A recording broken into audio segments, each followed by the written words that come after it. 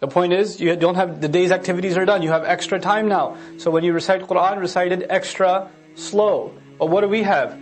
How long do they take? Well, they can finish in 25 minutes. That one takes 45 minutes. We actually have speed records for Taraweeh in Masajid.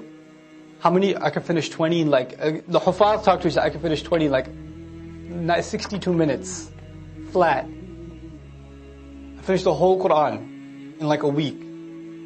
How quickly can you recite a juz? Psh, don't even ask, bro. I broke my last record. You know.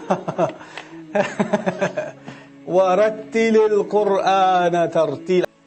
Even if we don't finish the entire Qur'an, if we just, and then you don't pray 20, go ahead, pray, but pray 20, وَرَتِّلِ الْقُرْآنَ تَرْتِيلًا. Pray 8, pray 10, pray 2.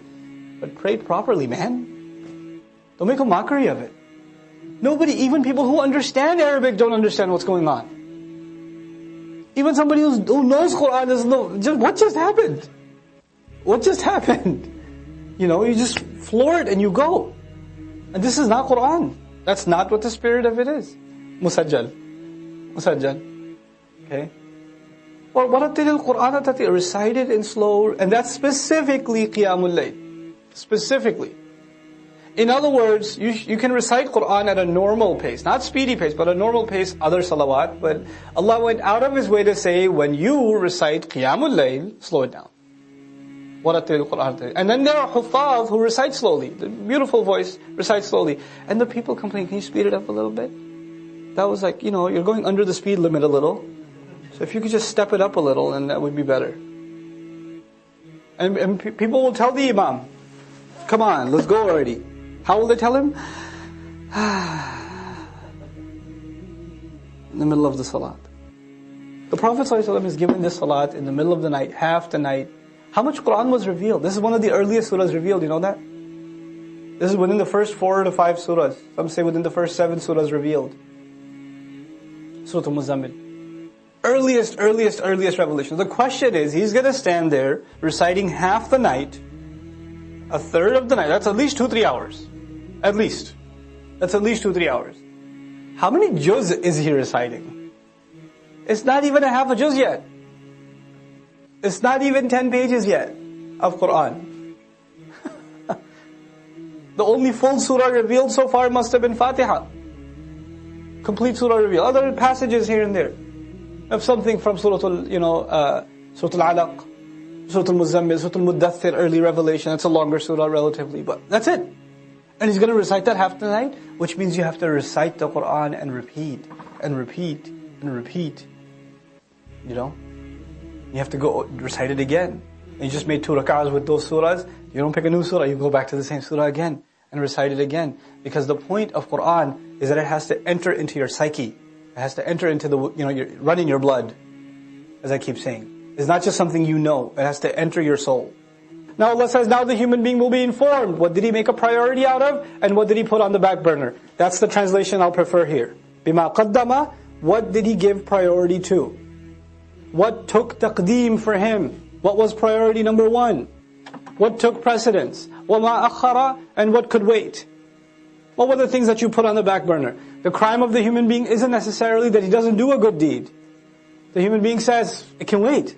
I can do it later. The crime of the human being isn't necessarily that he doesn't leave sin. He says, I'll leave it later. Or, let me do what I want right now. I'll do that later. I have time. Taqdeem and ta'khir, not the grammar one. The one for life. Human beings will be thoroughly informed. What were your priorities? What did you put ahead? What came first for you? What came later for you? بِمَا قَدَّمَ وَأَخَّرَ. The other meaning of قَدَّمَ وَأَخَّرَ in Tafsir Juz Amma I mentioned also. قَدَّمَ also means what you've sent forward. You've done deeds, you've done works, and every one of them are waiting for you. Our deeds are waiting for us. كُلُّ نَفْسٍ بِمَا كَسَبَتْ رَهِينَ. You've sent collateral over. You've sent deeds over for processing. And you're going to meet those deeds on Judgment Day. I don't meet my deeds now, I just do them now. I will meet them then. وَوَجَدُوا مَا عَمِلُوا حَاضِرًا. Then you're standing face to face in front of their salats. If your salat was lousy, you'll be standing in front of a lousy salat, staring right at you. That's what it's going to be. If you were lying, cheating, backbiting, angry, arrogant, condescending, whatever you were. He's looking right at you in the face. And then you're going to say, Mali hadal kitab. That's the reality of it. Bima qaddama wa akhar. What did he make a priority out of? What did he put on the back burner? This is one of those life-transforming ayat. The human being will be thoroughly informed. This was your priority. This is what you spent time on. This is what you did with your free time. This is what you thought can wait. You had all these dreams. I want to memorize the Qur'an. What did you do for it? How many seasons of how many TV shows did you watch instead? That was a priority for you. Well, you wanted to memorize. Oh, but it can wait though. Inshallah, one day, when my heart is purified, then I shall start. You know? بِمَا قَدَّمَ وَأَخَرْ بَلِ الْإِنسَانِ No. Yes, on that day the human being will be given thorough news, but it's not like the human being's blind now. Rather, the case is that the human being, عَلَى نَفْسِهِ, against his own self, basira, is fully insightful. There is one person that knows so much about you, and nobody else knows about you. And besides Allah, and that's you. You have an insight into who you are, what your flaws are, what your limitations are, what your capabilities are, what your strengths are, what your weaknesses are, what opportunities you avail, what opportunities you get lazy about. You know that about yourself more than anybody else. And you and I decide to lie to ourselves. We just decide we're not going to have an honest conversation with ourselves, and about ourselves with Allah. We don't want to have that honest conversation. For some people, all they want at the end of their life, what is success to them? Maybe I'll own a house. That's success for them. Maybe if I have this much money, that means I have success. Maybe if I got married to this one or that one, maybe that means I have success. But I go back to what I started with. There are some people who are happy with doing just the minimum. Just the minimum. But I'm here to tell you, the young people in the audience today, Allah has blessed you, and I'm telling you, He expects great things from you. He does not expect the minimum from you. There are so many Muslims, the only thing left of Islam is their name. That's the only thing left. They don't care about salat, they don't care about halal and haram. They're far from this deen. What can I do to further this deen? What can I do I shouldn't just be happy that so many people come and attend Jumu'ah. Does that mean everybody's heart is clean? Does that mean that we don't need any more reminder? Is that what that means? Or are there evils in our society?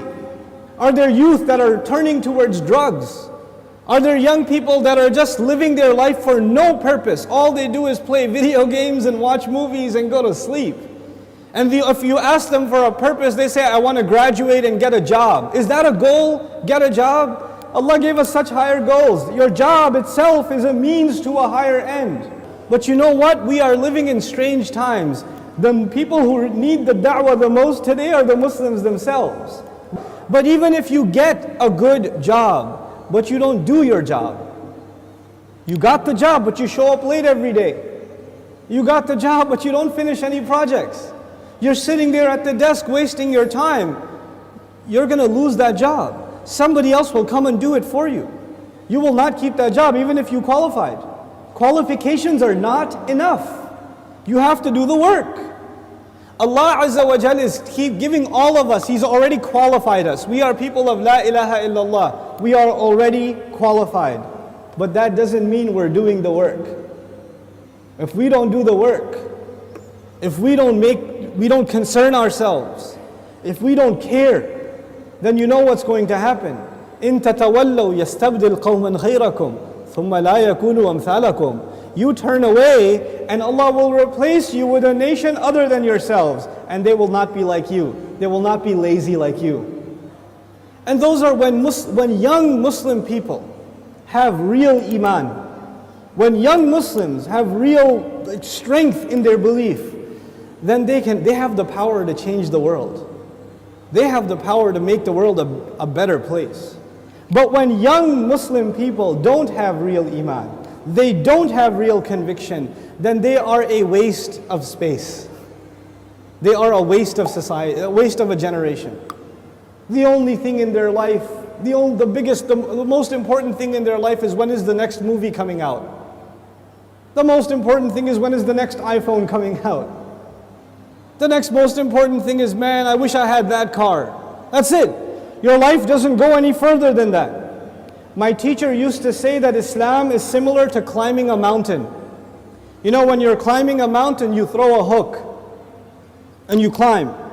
If you throw a hook not very high, then you will only reach that much. You can't reach any further. If your goal is money, if your goal is a six-pack, if your goal is a car, if your goal is a promotion, if your goal is entertainment, if your goal is girls, whatever your goal is, then you're only going to get that, you won't get anything else. But if your goal is something higher, to serve something more than yourself, you don't live a selfish life, you want to live for the sake of Allah and for the benefit of others, that's how you want to live, then you will benefit yourself definitely, but you will be honored in the eyes of Allah because you set your goal much higher. Our deen in this beautiful ayah, Allah Azza wa Jal describes it, قُلْ هَذِهِ سَبِيلِي, this is my path. A sabil is a path. And you know what? Allah did not say in this ayah, قُلْ هَذَا دِينِي, this is my deen. Tell them this is my religion, this is my Islam, this is my truth, this is my book. He didn't describe it with any other language except this is my path. And all of you know a path is like a journey. So Islam itself is being described as a journey in this ayah. What does that mean? That means in any journey you have to make progress, right? So even if you take one step, you are more closer to your destination than the day before or the step before. Every single moment you are making progress in a journey. And in this ayah, Allah's Messenger says, sallallahu alaihi wasallam, this religion of mine and this religion of yours and ours, Islam, is a journey, which means I am supposed to do something more for this deen than I did yesterday. And I'm supposed to do more tomorrow and more tomorrow and more tomorrow. I'm supposed to go further.